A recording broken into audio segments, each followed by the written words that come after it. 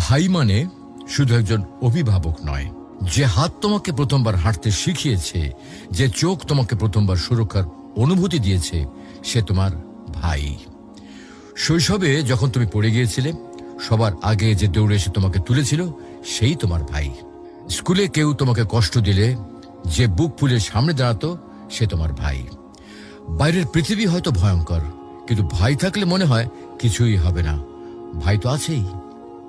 ভাই কখনো প্রকাশ করে না, কিন্তু সে তোমার জন্য নিজের আনন্দ ত্যাগ করে, নিজের কষ্ট গোপন করে। তুমি খুশি থাকলে সে খুশি, তুমি দুঃখী হলে সে ভিতরে ভিতরে ভেঙে যায়। সময় যতই পেরিয়ে যাক, বয়স যতই বাড়ুক, ভাই সব সময় তোমার অভিভাবকই থেকে যায়।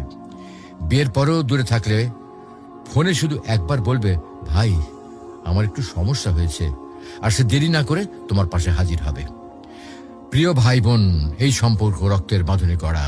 এখানে স্বার্থ নেই, হিসাব নেই, আছে শুধু ভালোবাসা আর দায়িত্ববোধ। যতদিন ভাই বেঁচে আছে, ততদিন তোমার জীবনে একজন নীরব অভিভাবক রয়েছে, যে সব সময় তোমার পেছনে পাহাড় হয়ে দাঁড়িয়ে রয়েছে।